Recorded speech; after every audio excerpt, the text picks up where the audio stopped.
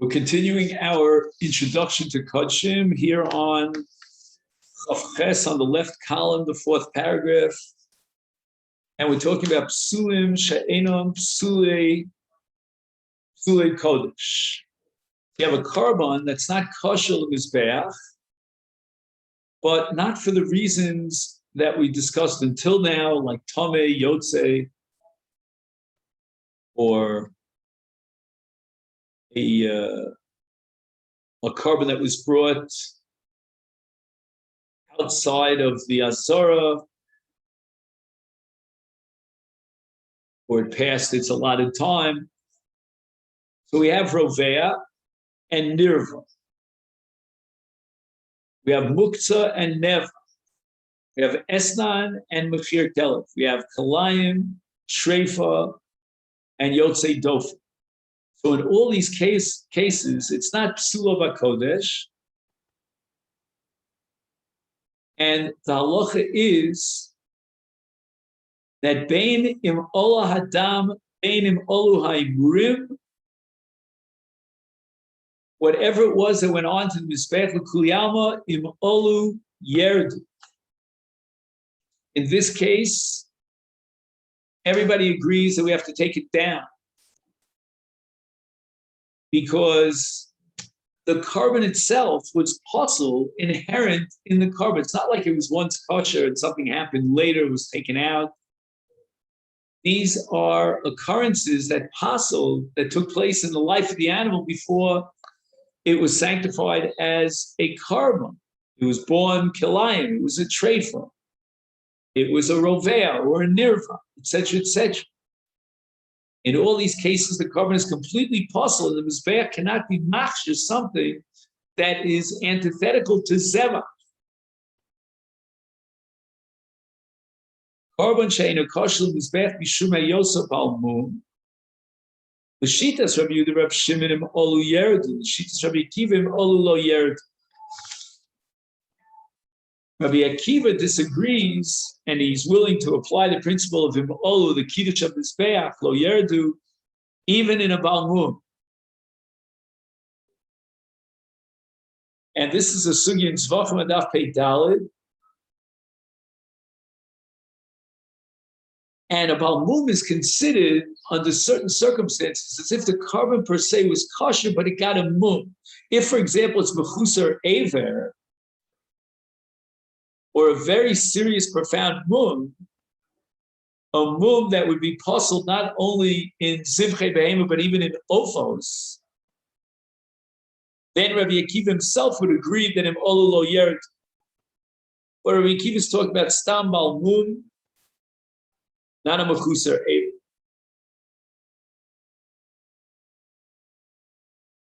Tosus assumes, by the way, in Zvachim, that midrabanan, even in other mumim, olu yerd, even in mumim of stam balmum, and we're only going to be machshir in the case of what's called dukin sheba'ayin. That's dukim sheba'ayin, which Rabbi Akiva is machshir, and he's going to apply the principle of olu lo yerdu, because ein mumo nika. You can't recognize it in the eye. Now we quote the Rishonim that even a carbon kosher that was brought up to the mizbeach, there's an isa to be morid me'al mizbeach. The afshe'im moridin min ha-mizbeach yochol alosam shuv sharei ksherim. You're not allowed to bring them down for the mizbeach, even though you're allowed to bring them back up to the mizbeach.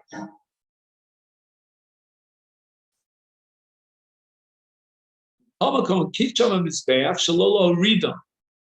you have a carbon kosher and you brought it onto the mizbeach, there was a kiddush of the mizbeach that now the mizbeach takes hold and possesses this carbon. You're not allowed to be morid.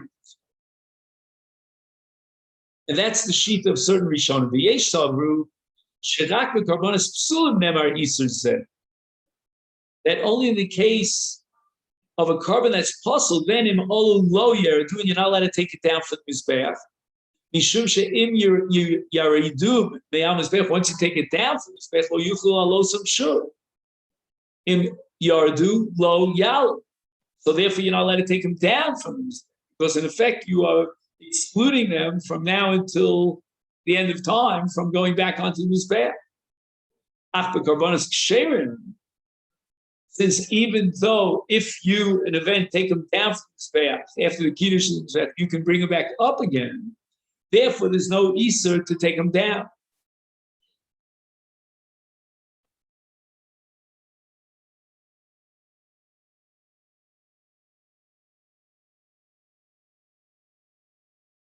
However, in all cases, a carbon sha'ol mizbech bi'odo chayim, if the animal is still alive and it was taken up to mizbech, we take it down.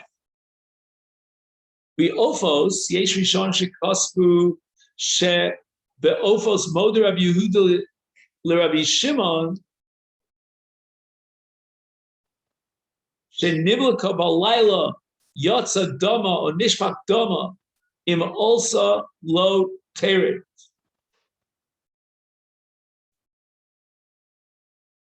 In general, Rabbi Yehuda disagrees with Rabbi Shimon, and he holds him olu yerdu. But the exception to the rule, which Rabbi Yehuda would concede to Rabbi Shimon, is a case of ophos.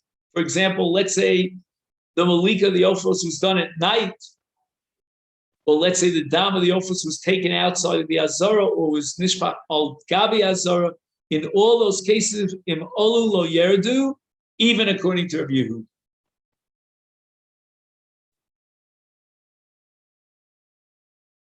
Now let's talk about psulei mikdashim that requires streifa. The streifa of psulei mikdashim takes place in the azara. Rak es hapsulim shal Kodshim shedinam lios ba'azara. Apostle Kodshim kalam shenifslu is sorfim abaylam bebeisa. If we're talking about Kodshim and Kodshim are not allowed to be taken outside of the Azor. If they became possible in the Azor, we burn them in the Azor.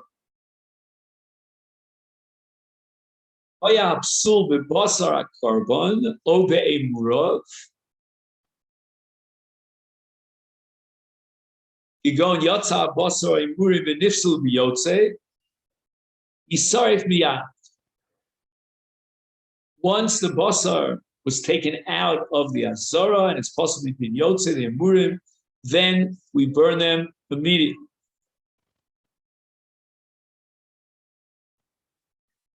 That's a Mishnah of all places in Psachim. A Pesach sheyotza o shenitma yisarif miyad. However, hoya psul b'chol hakar, but not just in the basar, but the entire carbon became Paskagon Pigel, right? It was a Machshavas Kusins Manachutz in Komo. Is Nechlaku B'Gemara in Yisarf Biyad. Oh, Shetu Ubar Tzuraso V'Yetzel Beis HaSreifa. So the Gemara Psachim on Daf Lamed Daled presents a machlokas about the status of Pigel. The animal itself is tam, meaning there are no injuries or blemishes to the animal. It's a perfectly healthy animal, just the Kohen and a machshava of chutzis mano or chutzim Kohen that made it into pigul. And now we have a din of streifas psulei hamikdashim. There's one Tana who's of the opinion that we don't immediately burn the carbon that's possible towards pigul. We delay the burning. We want the animal to have a move. And therefore, we apply the principle of Yiroa ad she'yistoyev. Let the animal roam in the pasture land until it swallows a nail and it damages an inner organ. And that's called to ubar tsuraso. And then we take it out to the Beis HaSreifa. And then we burn it. But again, if the basar itself, or or the Emurim became possible, like for example, Yod said they were taken out of the Azara, then we burn it immediately. But when the psul affects the entire carbon, not just the basar, then we would want to wait according to one man yomar to ubar tzuroso before we burn it. And now we go on to page Chavtes. Psul b'dam, you go nishpach adam. So now we're talking about a case of a carbon that became possible because of the dam. For example, let's say the dam went down onto the floor of the Azara. Or alternatively, Obid let's say the Bailan became Tomei after the Zrikas Dama carbon.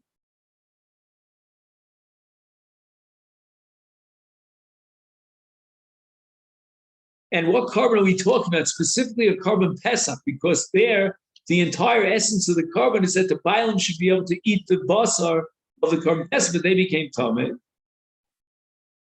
In those cases, the Ubar to Raso, the eight to the base Hasreif. The Gemara Pesachim establishes that Nishpach Adam or Nitmu Abaylam in Pesach, we don't immediately burn the animal, but rather we wait for Ubar to Raso. And in the case of Zrika, obviously we're asking a question about post Shchita. So to Ubar to Raso in this case would not be what I said before to Tirach to Stoyev, the animal's dead, so it's not grazing, but rather to Ubar to Raso. We wait until after the allotted time period, and then it's considered as if the basa rotted away. Okay. Now we're going to offer a list of psulim lavoda, who are considered disqualified for avoda, and there are 18 categories. And the way of remembering this is v'chai bohem, chai meaning 18.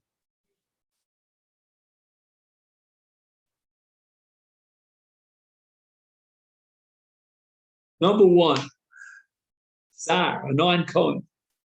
And if a non-Kohen does the avoda, then he's chayav misa.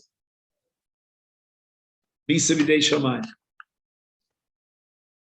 He also gets malchus, and he's machal the avoda. Number two is an one, a Kohen who has lost one of his 7 relatives, and it's before the kvura. They haven't yet buried his relative. He's called an onen, that's a status d'oraisa, for the entire day. And if the kvura takes place tomorrow, he remains an onen midrabanan. Midrabanan, it's only on the day of the death of his relative, but up until the burial, even beyond that day, he is an onen midrabanan. An onen is possibly avoda. If he does the avoda, he doesn't get malchus, because nowhere is there a law that's explicit that addresses the case of an onen, and the halacha that an onen is excluded from avodah is derived not from a pasuk in Chumash, but rather from a kal vachomer. And maybe we'll get a chance to learn this kal vachomer.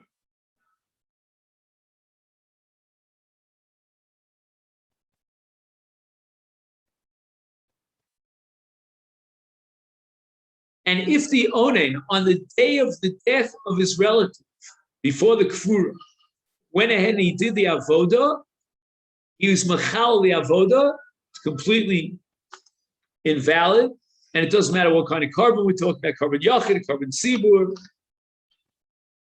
And the only exception to this rule is the Kohen Gadol. The Kohen Gadol does avoda even as an onen.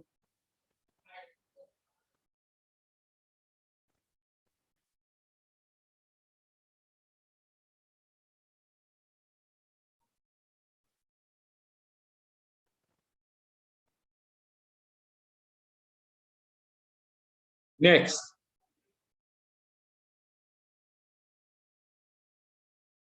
Now we get to a category of a tameh called a tful yom. He was tameh, and he was tovel, but he needs harev shemesh, he needs sunset. If such a kohen who is a tful yom does the avoda, he's chayav misa b'dei shamayim, and he gets malchus for a lav, and he's machal his avoda. Number 4, mechusar kippurim. That's a zav or a mitzora. He's tar legamri except minus the carbon that he has to bring.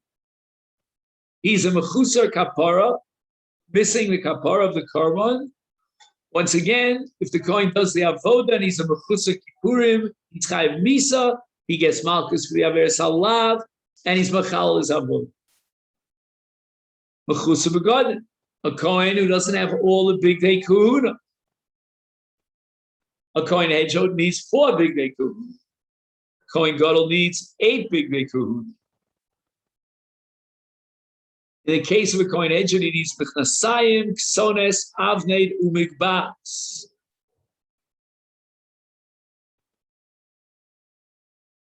In the case of a kohen gadol, we add me'il, choshen, ephod, b'tzitz, tallying at 8 begadim. If the kohen is missing one of his begadim, he's called a mechusar begadim. That means he's considered like a zar and on kohen im avad chayav misa loke mishum alav umechal esavodos. So far, the only slight exception to this rule was it tful yom who doesn't get malchus because his exclusion is derived from a kavach chomer and it's not explicit in the pasuk. And in the case of an onen, there won't be any malchus. He's machal his avoda, but there's no malchus.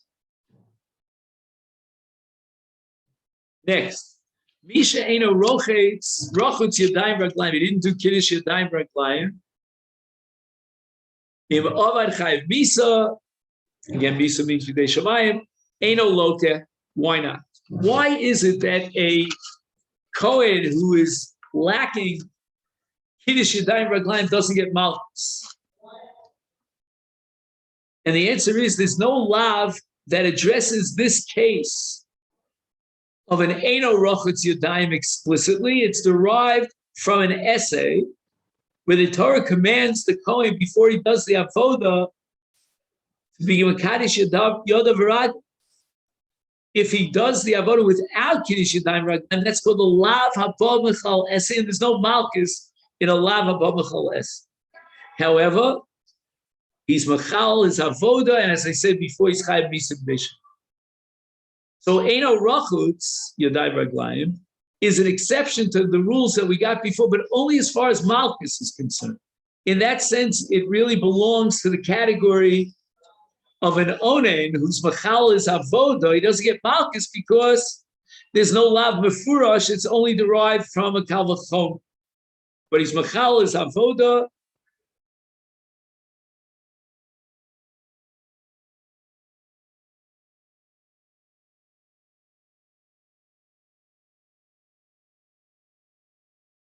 He's just exempt from the malchus. Same thing in the case of Eino Rochutz Yodav V'Rad.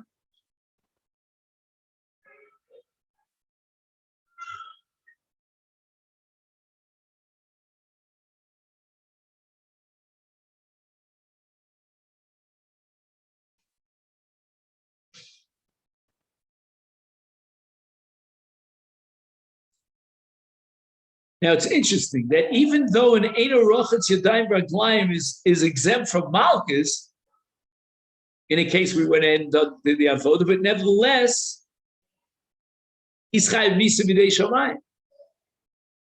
Not sure if the same thing applies to an onen. Let me just see.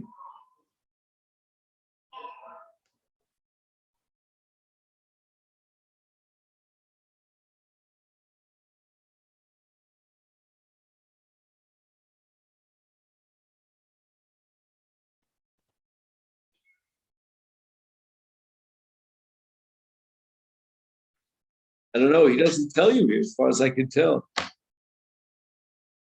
I'm just going to write a note to myself.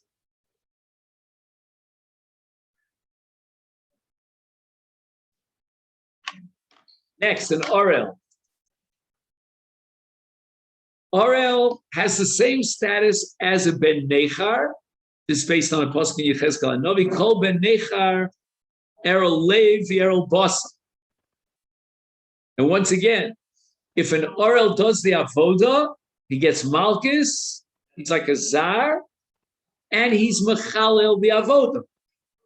Once again, the question is he chayav misa b'dei shamayim?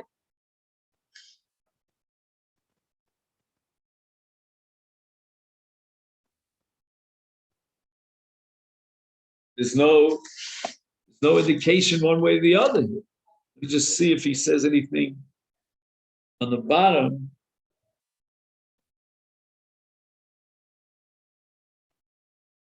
No, nothing that I could find.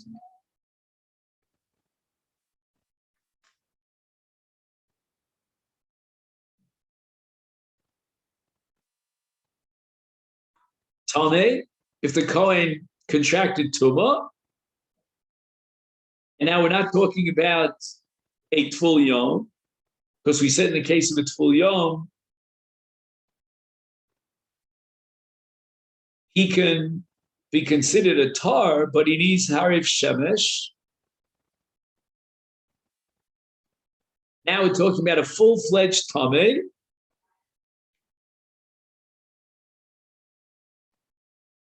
Im Avad Chayiv Misa B'dei Shamayim V'lo K'mishum Alav U'Mechalel Avodas. So it's not clear to me why he counts Tful Yom separately. Why should he be included in Tameh?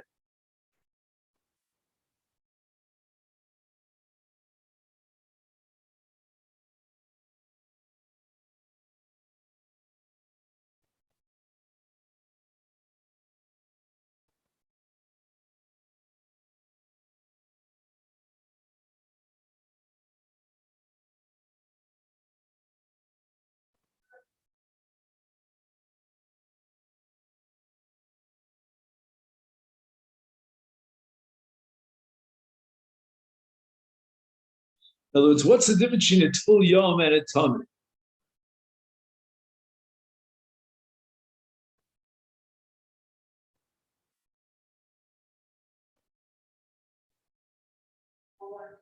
I don't know.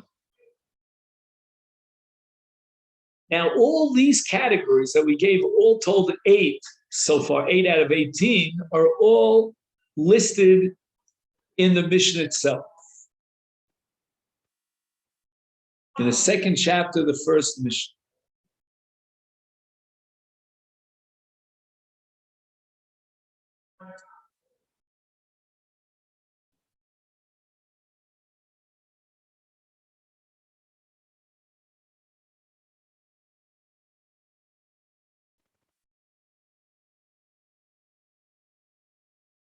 Now we go on to the balance of the psulim, the 10 psulim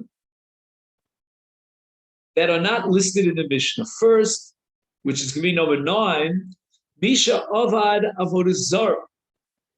He worshipped an idol, he did tshuva, and now he wants to come into the Mikdash.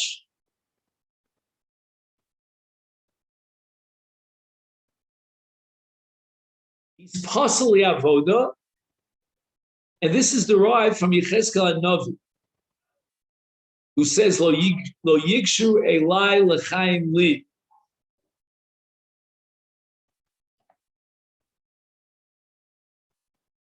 The Torah is very harsh with regard to a Kohen who worshipped Avodah Zarah, and it doesn't seem to matter why he did so, whether he was acting at his own free will or he was coerced. In all cases, even after he does tshuva, he's pasali avod. If he worshipped an idol.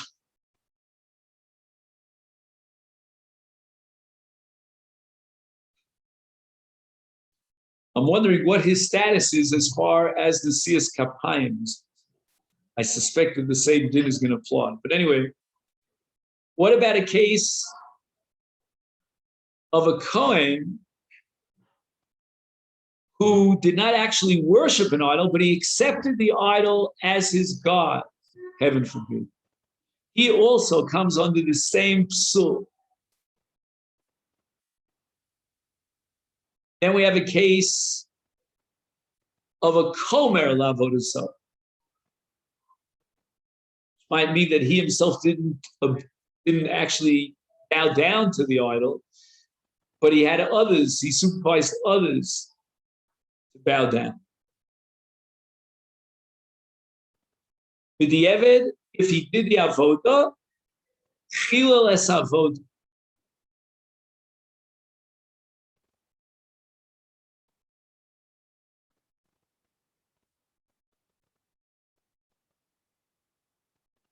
But it doesn't say that he's chayav misa b'dei shamayim.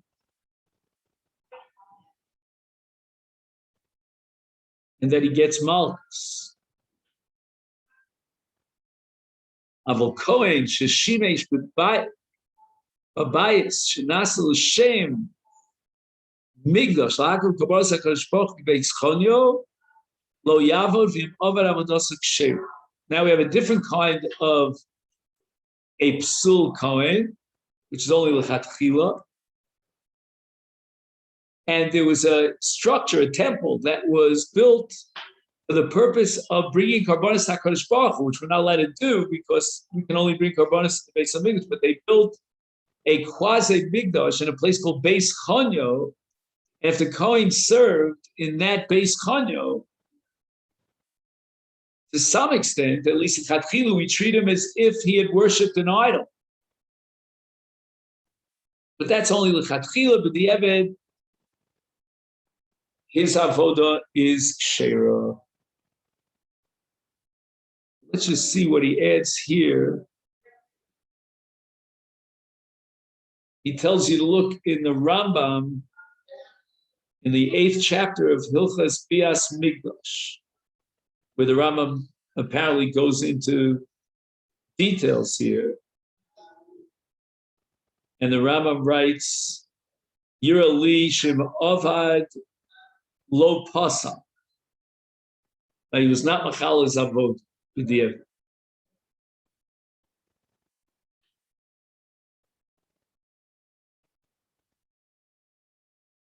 So normally some Kohen who was Oved Avodah Zarah, if he does the Avodah, he's Machalas Avodah.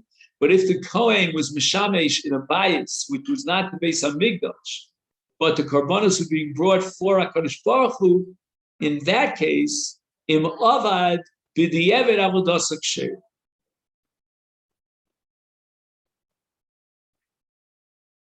Now we have something called Shisu Yayin. He drank a revius of Yayin. Even if his mind is still lucid, he's considered Shisu Yayin. Forget about whether he's intoxicated or not. He drank a revius Yayin. He's excluded from Avodah. Im Avad Chayav Misa B'dei Shamayim Loke U'Mechalas Avodos.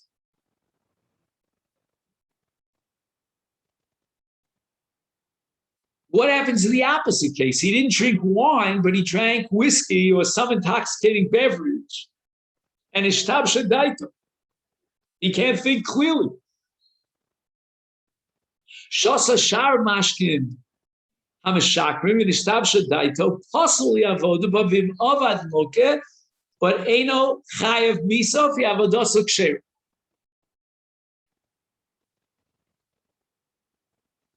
This is a very interesting combination of halachas here, where he's chayav misa b'dei shamayim for his avodah, he gets malchus.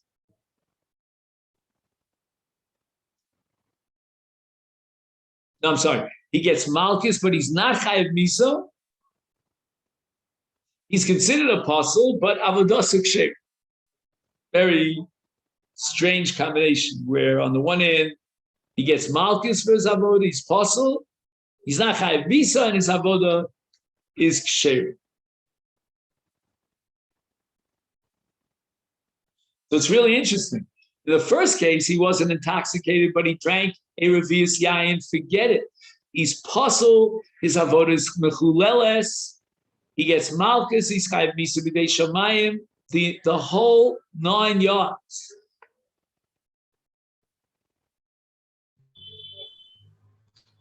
Even though lo nishtab shadaito, he's lucid. He's not intoxicated. But we hit him with the entire brunt of the law. He's not only puzzle avoda, he'll get malchus, he's chayav misa b'dei shamayim, and his avoda is mechuleles.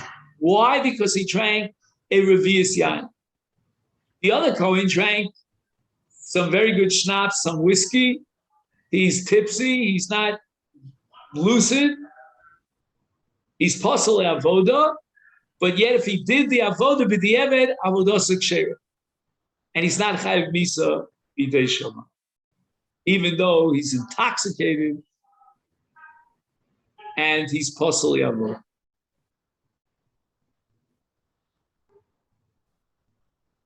Okay, that's what we accomplished for today.